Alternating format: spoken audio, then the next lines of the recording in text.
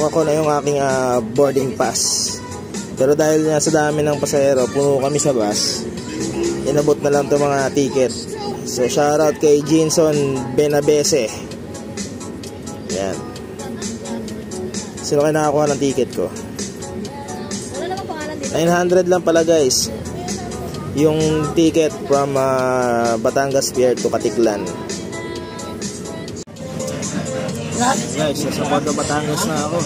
Sabing di ba, may nasapat?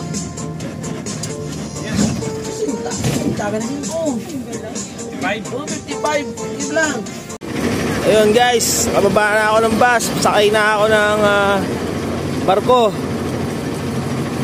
Ayan, TransAsia. Ang number ng bus ko 8865. Doon ako sasakay pagdating ko ng Katiklan. Ayan ang Montenegro Lines. Ticket. Bibigay siya yung kapiraso. Lakad na tayo. Starlight Ferries.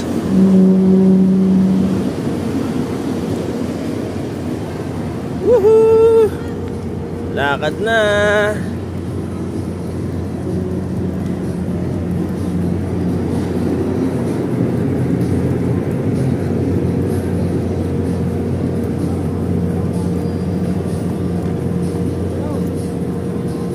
Ayun guys, dito na ako sa ferry. Sa Starlight. Dito ako sa bed. So yung mga bed ay dalawa, double, no? Dito sa akin 2E23928240 yung nasa ilalim ko. Ayan, talagang lahat mga tao nandito na. Lilibo tayo guys.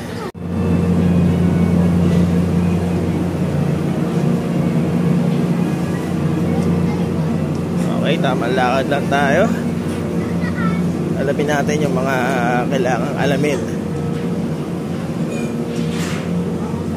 So, meron silang charging. Hindi ko alam kung charging ba to o wifi. Charging nga. So, ayan. So, yung mga life jacket na silalim ng bed. Ayan. May TV rin pala dun sila, no?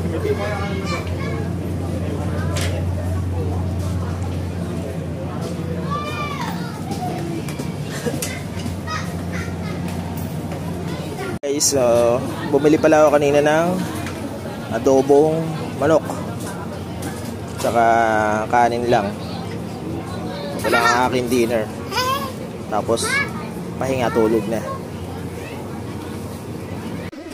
Dito naman ay tinuturo sa ating ng isang crew kung paano magsuot ng life vest in case of emergency.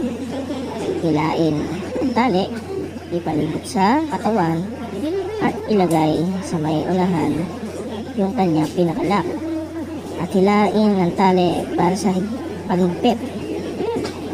Tapos yung isa ng tali naman sa may punjuan mo ilalagay at ilalagay mo ulit sa may kabitan sa harap. Ayan, yung makita na may dumaan si tatay, may dalang ulam. At ayun, nakita mo okay yung life vest, meron mang pito.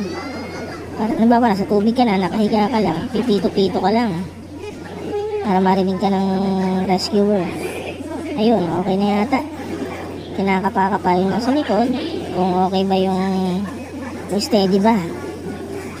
Ayan, tatayo lang siya ganyan para makita ng mga tao kung paano yung tamang itsura kapag may life vest ka na. So, ayun lang guys. Okay naman siya magturo. Tahimik. Morning guys, 4:49 na ng umaga. Arriving na kami sa Katiklan Port. Ayan, magdadaking lang.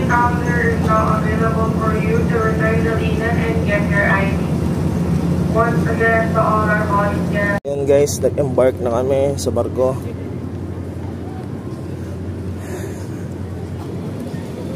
Ayan, ang dami kong mga kasabay. Gamit ko. Oh yeah.